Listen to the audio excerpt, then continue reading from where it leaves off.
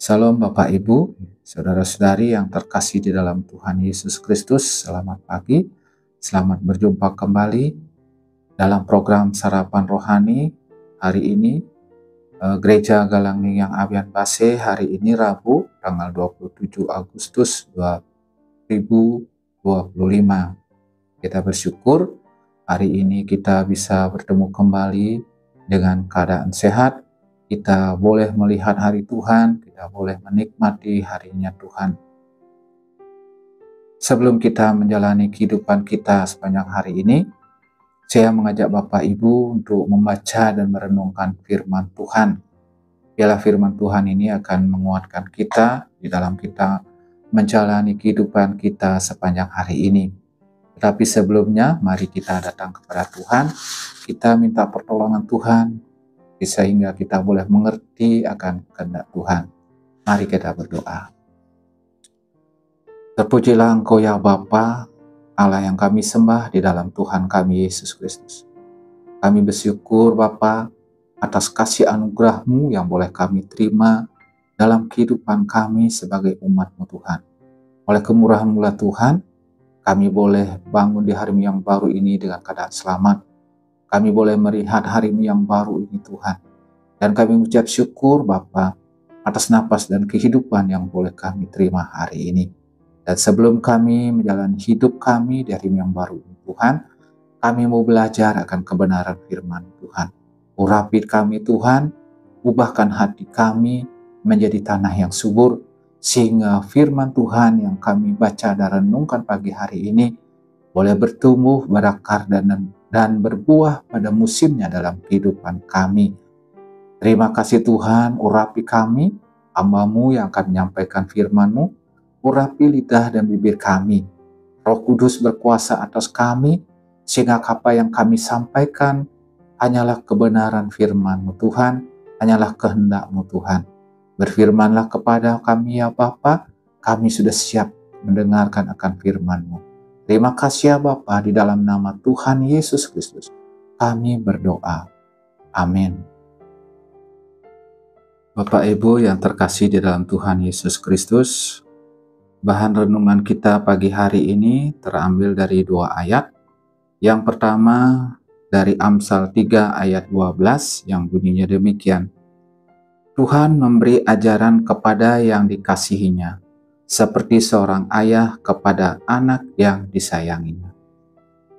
Ayat yang kedua terambil dari Lukas 15 ayat 32 yang bunyinya demikian. Kita patut bersukacita dan bergembira karena adikmu telah mati dan menjadi hidup kembali. Ia telah hilang dan didapat kembali. Tema renungan kita pagi hari ini, pengajaran Bapa adalah tanda kasih-Nya. Bapak Ibu yang terkasih di dalam Tuhan Yesus Kristus, dalam posisi kita sebagai anak, sering kita menghadapi teguran dari orang tua kita. Karena sebagai orang tua tentu mengingini anaknya menjadi anak yang baik, anak yang hormat akan orang tua, anak yang tahu etika dan sopan santun, anak yang disiplin. Dan juga sebagai orang tua tentu mengingini masa depannya menjadi lebih baik.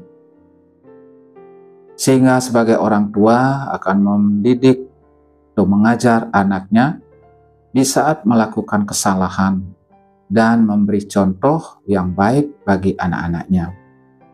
Dalam posisi kita sebagai anak, sering kita tidak memahami maksud baik dari orang tua kita. Apa yang mereka lakukan merupakan bentuk cinta kasih-Nya kepada kita sebagai anak. Apalagi ketika orang tua bersikap tegas, tidak mengabulkan keinginan kita. Memang teguran atau didikan itu terasa berat, tetapi itulah bentuk perhatian, bentuk kasih dari orang tua agar kita tetap berjalan di jalan yang benar. Dalam Amsal 3 ayat 12 mengingatkan kita bahwa Tuhan sangat mengasihi kita. Tuhan tidak mengingini kita tersesat. Tuhan tidak mengingini kita binasa. Sehingga Dia akan mendidik, mengajar kita. Didikan Tuhan bukan hukuman, melainkan bentuk kasih yang membentuk kita menjadi pribadi yang lebih baik. Dan Dia juga selalu siap menerima kita kembali dengan sukacita. Ketika kita sadar bahwa kita berjalan di jalan yang salah dan mau kembali berjalan di jalan Tuhan. Lukas 15 ayat 32 adalah kisah anak yang hilang, di mana seorang tua bersukacita dan gembira karena telah mendapatkan kembali anaknya yang telah mati dan menjadi hidup kembali. Di saat kita menjauh dari Tuhan, meninggalkan Tuhan dan hidup mengikuti kehendak kita sendiri, sesungguhnya kita telah mati secara rohani. Di dalam Lukas 15:32 ayat 32 ini mengingatkan kita tidak ada kesalahan yang terlalu besar untuk dimaafkan oleh Tuhan. Ketika seseorang bertobat dan kembali kepadanya, Tuhan menyambut dengan sukacita, seperti seorang ayah yang menemukan kembali anaknya yang hilang. Ini adalah pengingat bahwa kasih Tuhan tidak hanya mendidik, tetapi juga memulihkan. Yesus memperkenalkan wajah Allah yang sesungguhnya, yaitu Bapa yang hatinya penuh cinta. Didikan itu sesekali keras, namun tidak pernah lahir dari hati yang benci. Sebab kasih adalah dasar didikan Tuhan. Kasih Bapa begitu agung sehingga tangannya terbuka untuk menyambut dan memulihkan. Bapak Ibu yang terkasih di dalam Tuhan Yesus Kristus, kita sebagai umat yang dipilih menjadi milik Allah, hendaknya kita beriman, belajar menerima didikan sebagai bentuk kasih Bapa kepada anak-anaknya. Dan berbahagialah orang yang memelihara perintah Bapa dalam kehidupan, karena Tuhan mengasihi kita dengan cara mendidik, supaya kita bertumbuh. Tetapi Dia juga selalu siap menerima kita kembali dengan sukacita ketika kita tersesat. Mari Bapak Ibu, kita bersyukur atas kasih Tuhan yang sempurna. Kasih yang membentuk, kasih yang menuntun, kasih yang memulihkan.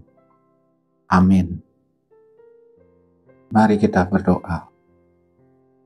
Ya Bapa, Allah yang kami sembah dalam Tuhan Yesus Kristus, kembali kami datang kepadamu.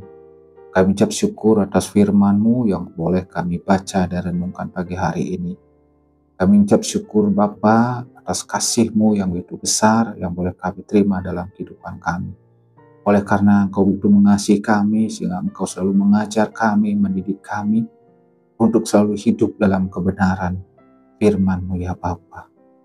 Berkati kami selalu Tuhan, beri kami hati yang mau tunduk akan ajaran-Mu, beri kami hati yang mau taat akan firman-Mu, dan Roh Kudus menolong kami untuk selalu hidup berjalan dalam ketetapan-Mu ya Tuhan. Terima kasih Tuhan atas firman-Mu pagi hari ini.